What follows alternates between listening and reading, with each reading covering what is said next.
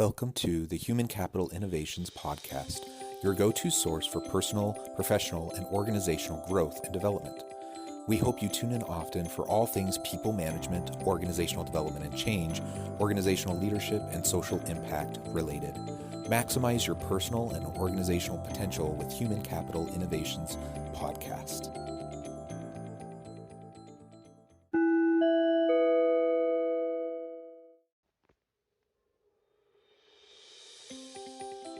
Welcome to the Human Capital Innovations Podcast.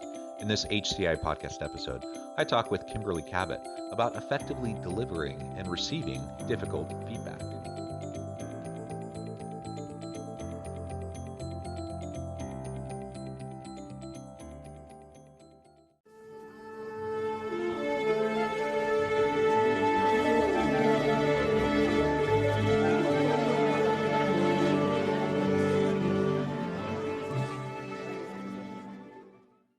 Kimberly Cabot, welcome to the Human Capital Innovations Podcast. Thank you. It is a pleasure to have you. I'm excited to have a good conversation with you today. We've been prepping for this episode for a little while now, and both being quite busy and just working out schedules. I'm glad we were able to make the time and have this conversation. We're going to be focusing on effectively delivering and receiving difficult feedback. And of course, we all have to struggle with this all the time. We all have difficult conversations in our personal lives and our work lives. And as a leader, as a manager, it's probably one of the most foundational and important things we do as a leader to develop our people through coaching and mentoring and providing feedback. So hopefully we're doing that all the time.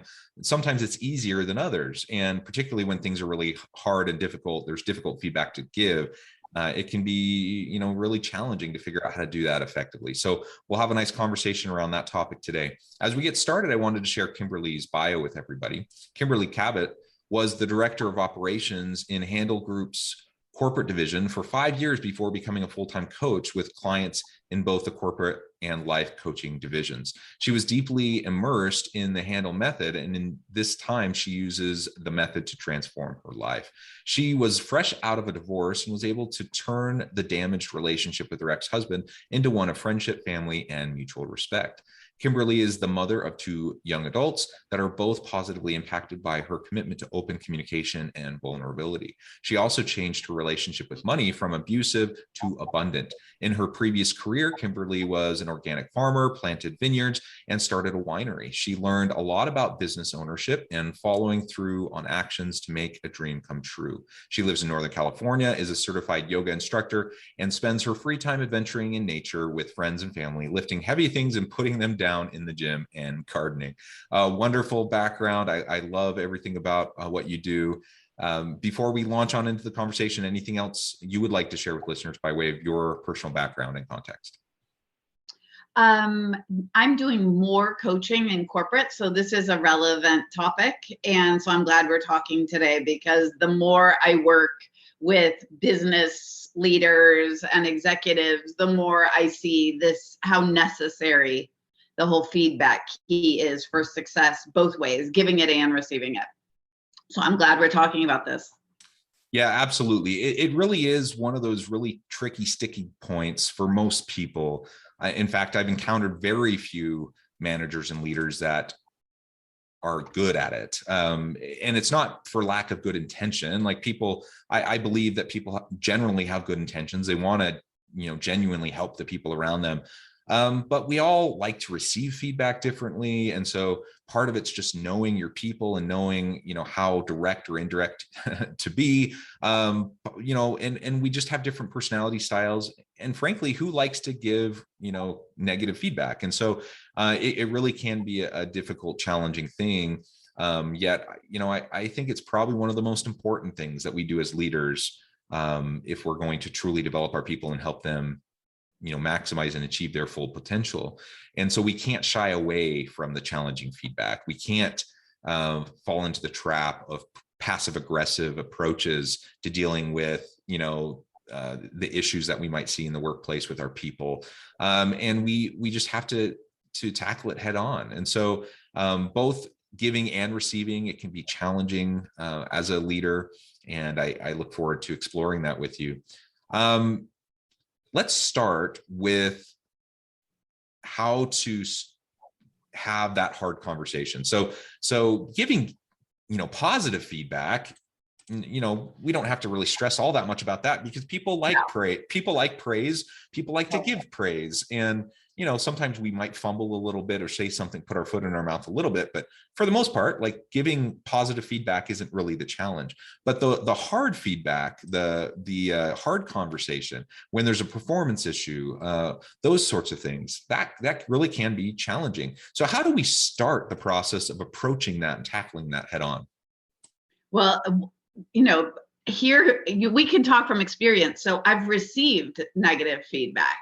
And what helped me, so to begin with, when my boss reached out to me and said that there was an issue, it was a client complaint. And she said, in the email, she said, let's schedule a time to talk. I received a client complaint. Don't worry, you're not in trouble. I needed to hear that right away in the email, because that's the first thing I'm going to go managing for. We're like all little kids deep down, like not wanting to be in trouble.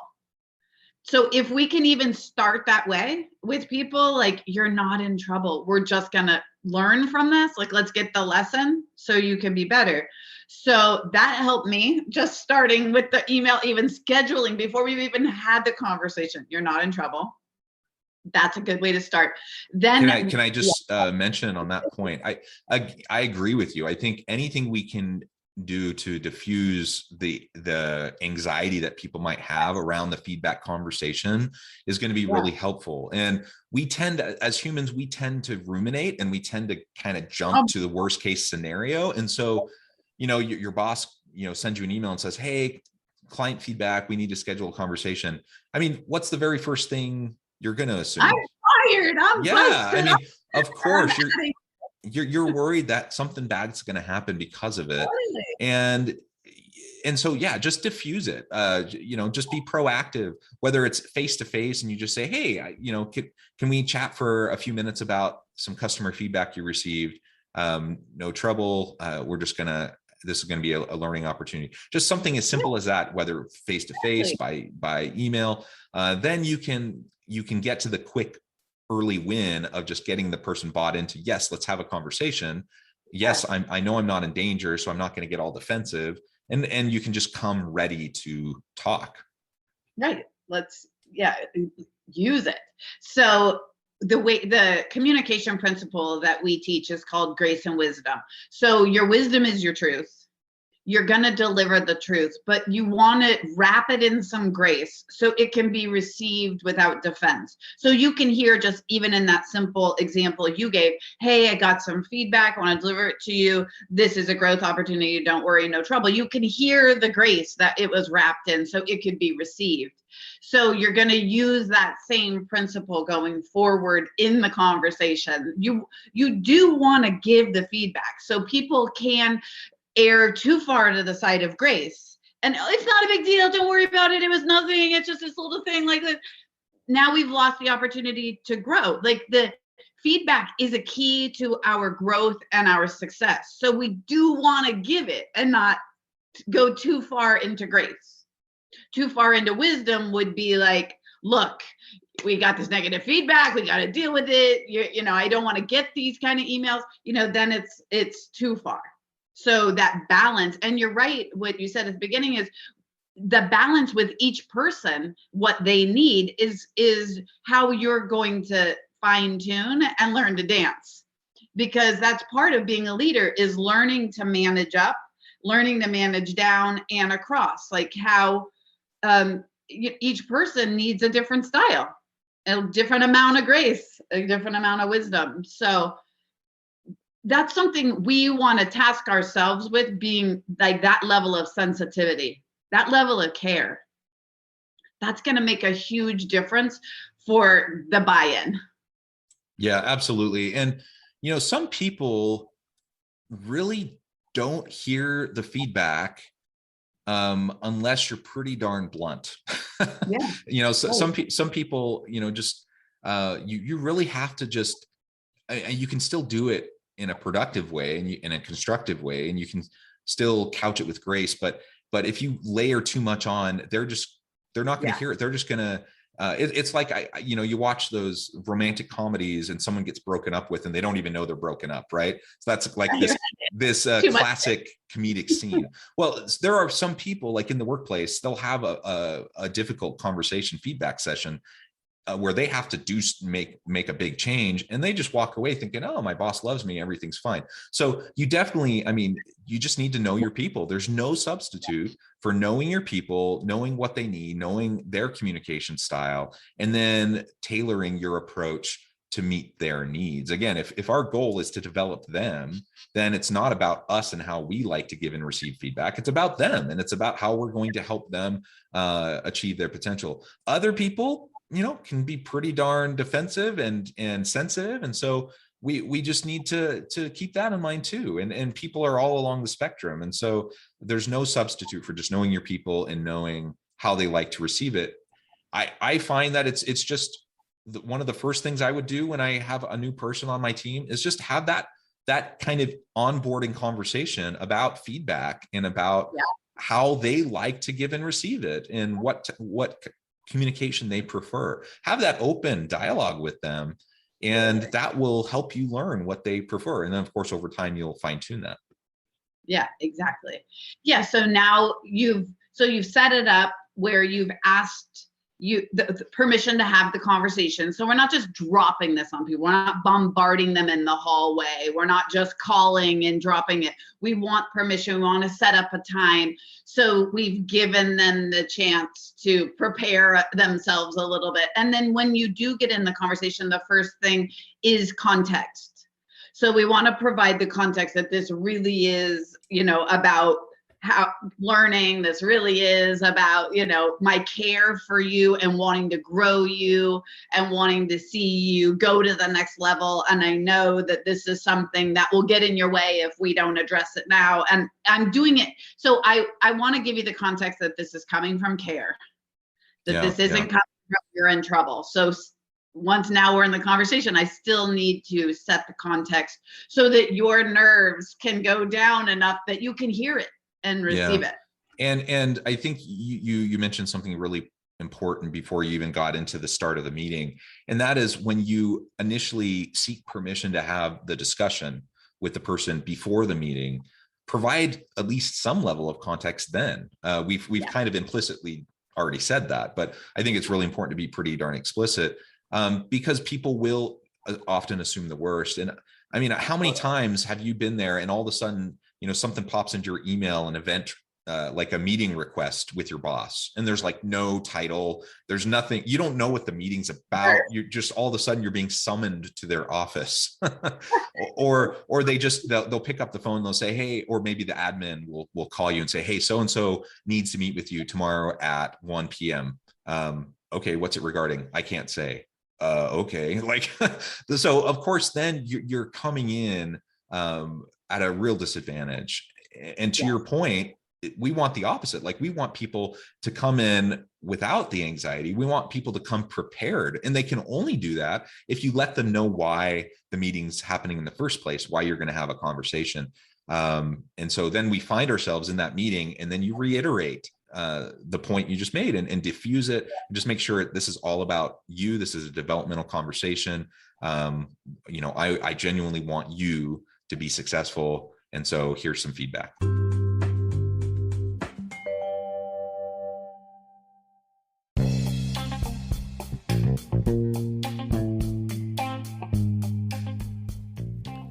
I'm excited to announce the publication of my new book from HCI Press, The Alchemy of Truly Remarkable Leadership: Ordinary, Everyday Actions that Produce Extraordinary Results.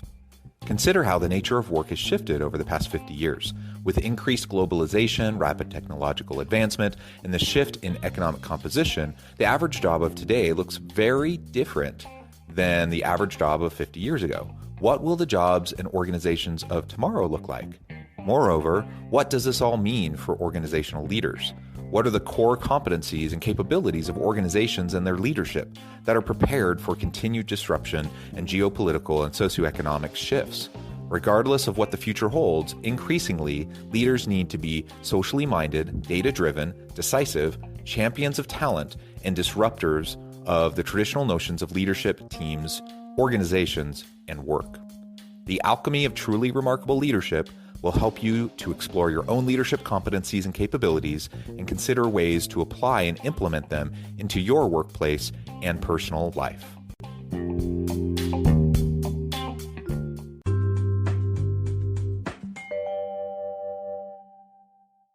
That really helps a lot. If I know that you're doing this because you care about me and want me to be better, I'm like pulled in now closer to you. And then you deliver the feedback. And then I ask people, what's their experience? What was as I want to hear them reiterate back to me what they heard, what was their experience with that client, what was it that so let's listen for some accountability. Like, are they getting it? Is it landing? This is how we're going to now really see if what they said in the onboarding about how they like to receive feedback, this is how we get more information, how to fine tune it for next time also, is when we hear back. Did I do too much grace and they didn't really get the wisdom? And so I want to hear back. And so when we deliver feedback, we're also getting feedback on how well we delivered it by asking, not just like, okay, bye, like we want it just to be over, this is uncomfortable and awkward, but to stay and get back from them their experience is a great way to know if it's really landed. And yeah, absolutely. So knowing whether it lands, double checking mutual understanding and understanding mutual accountability on the, in relation to discussion, all of those elements I think are really, really key. And things that we often forget because people are nervous in these difficult conversations on both sides. I talking to managers and leaders when I do coaching, this is one of the issues that comes up more often than almost anything else. And they don't like to give performance feedback. Those performance conversations are difficult, and it's especially difficult when your company has a culture or a process around annual reviews where you're only doing this once a year because you have no practice with it. So of course, one of the first things everyone's going to say is, don't just do an annual review. You need to have regular check-ins, regular feedback sessions. You'll know your people better. They'll know you better. You'll have mutual accountability and trust. You'll recognize that there's going to be feedback coming and going both ways, and both are going to learn how to do it more effectively together. And that can never happen if you're only doing it once a year. That's going to be almost impossible unless you have like the most remarkably skilled person delivering the feedback. Even still, yeah, missing the heart-to-heart connection. Yeah, absolutely. So then the final step is the plan going forward. So like, now that we've done this, what are we going to do with it? Because it's great to have the insight. It's great to get the feedback, but what's the plan going forward? So like, if in my example with the client feedback, she felt that I was unprepared for the session. So she had done homework and I was still asking her questions in the session that she had answered in the homework. So her feedback was, I didn't read it. Well, then my promise going forward, my plan going forward is always read the entire homework 24 hours in advance. Like, that's never happening to me again. And that was my first year of coaching. And I thought, all right, during this session, we're dealing with this. I'm only going to read that part. So I didn't read everything. Well, I'm never doing that again. This was this woman reaching out to my boss and making that complaint changed who I am going forward as a coach. I'm so thankful, even though in the moment I hated her. Yeah, and I think it's also a key thing here, at least as I'm hearing you describe that experience. My very first thought was, well, man, why didn't she just come to me? Why didn't she just express that to me instead of going to my boss? And so I'm sure she had her reasons, but that's a defensive kind of a response, right? Exactly. And it fails to acknowledge the nugget of truth that was in the feedback, no matter how much we might quibble with her approach, how they delivered it. And, years ago, I remember I was just I think I had just finished with my bachelor's degree in one of my first, post-college positions.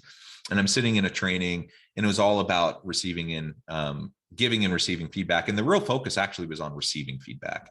And there's this little prop kind of lesson around receiving the gift, and the instructor, the trainer, had this like nasty box sitting up on a stool up front, and asked for volunteers. So someone comes up and he's like, here you go, here's a gift.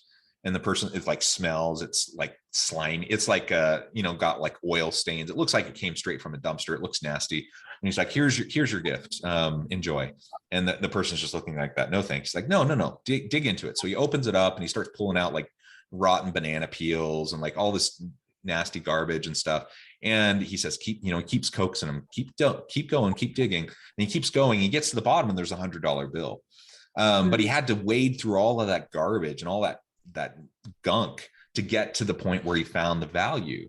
And of course, the analogy there is to how often we receive feedback. And most people aren't particularly skilled in giving feedback. And so they're going to give it in a clumsy way, or they're going to give it in a way that we don't prefer. Does that mean we just discard it? Does that mean we just completely ignore it? Well, that's our choice. We can do that. But if we do that, almost always we're going to miss out on the value. There's at least some nugget of value in what they're giving to us if we can receive it, and if we can search through it without getting defensive, and actually with a mind towards our own development. That was a lesson that stuck with me. That was probably 20 years, 18 plus years ago, and crystal clear in my mind even to this day. And again, it's just this reminder that we can't control. Like, I can control how I give feedback to people, and I'm going to try to hone that skill. I'm going to try to get better at it. I can never control how people are going to give me feedback. And ultimately I get to choose, am I going to discard it, or am I going to try to look for the diamond in the rough? And I hope that I'm mature enough and secure enough in myself that I can look for the diamond in the rough. Yeah, and you can practice. And that's by going and asking for feedback. So we're like getting good at it by chasing it. So it's just like with fear. I'm either going to run from fear and run from feedback, or I'm going to turn and ask for it and trust that these are the keys and you hold them for me. I can't see everything about myself. There are blind spots. I need you in relationship, be it my boss, my daughter, my boyfriend, my mom, whatever it is. I need you to reflect back to me where I can improve. I don't know all this for myself.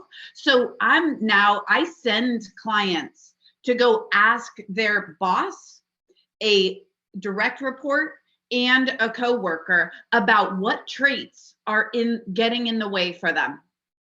So it's a trait interview. So they go and they ask, and people they really do know.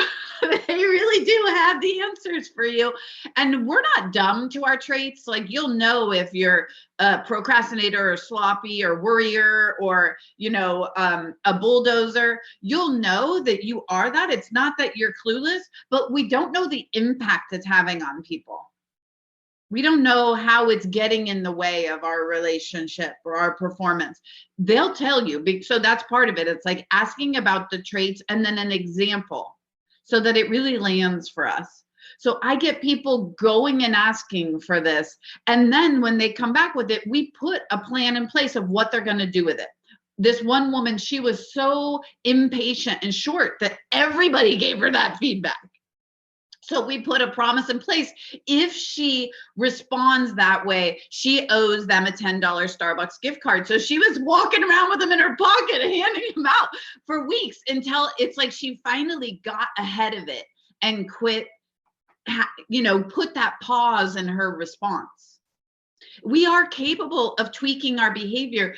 She wouldn't have even known how much that bothered everybody. She thought she was kind of getting away with it. And, so I do that with my daughter. Every Sunday, I get a rating from 1 to 10 from her and our heart-to-heart connection. So my promise is to get an 8 or above. So if I get below that, I owe her $20. When I left my last relationship, I asked my boyfriend, what could I have done better to make this relationship work for you? I want to know. I want to get better. I'm seeking feedback. I'm not even like afraid of how somebody's going to deliver it anymore, because I see that as them, and that's okay. It's not about me, how they're delivering it. Everybody's got a different style. So I also have a promise. I can't argue with your feedback, because I used to argue with my son when he would go, well, you got a 7. I'm like, what? Why? He's like, well, when you told me that, I was like, well, that's because, and he was like, look, if you're going to argue with me, I'm not doing this anymore. I'm not playing this game with you. And I was like, no, wait. I want the feedback. All right, I got to quit arguing with it. Well, I love that. I love that. Kimberly, it has been a real pleasure. I note the time, it has flown by. I think we could continue on this topic for hours probably, but I do want to be respectful of your time. And before we close today, I wanted to give you a chance to share with listeners how they can get connected with you, find out more about what you're up to, and then just give us a final word on the topic for today. Yeah, great. So I am a coach with the Handel Group. And so you can check out handelgroup.com. Right now, we've got a secret sauce summit that just started today. Today is July 12th, and you can join at any point. We're interviewing experts on their secret sauce, what made them a success. Also, what are some of their secrets that they never told? Because this is what we know, like, can hold us back, is like where we're managing. And this is the same with the feedback conversation. Wherever you're managing and holding back feedback, it's coming out in your interactions. It's felt in the room. So you might as well say it, because like you made the point, we're creating a worst case scenario in our mind anyway. I'd rather know your feedback so I can do something about it than guess and kind of feel that maybe you're annoyed with me, but you're not telling me. It's really our gift to tell our truth to people with grace. Perfect. Thank you, Kimberly. It has been a real pleasure. I encourage listeners to reach out, to get connected, find out more about what you can do for them. And as always, I hope everyone can stay healthy and safe, that you can find meaning and purpose at work each and every day. And I hope you have a great week.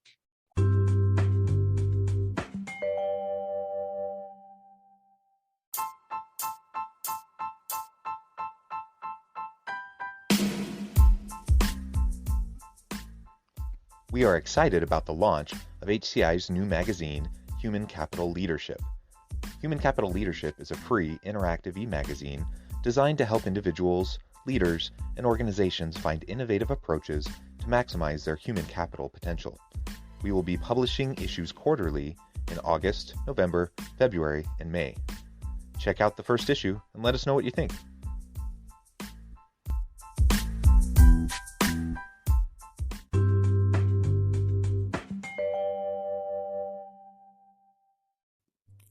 Thanks again for joining us for this episode of the Human Capital Innovations Podcast.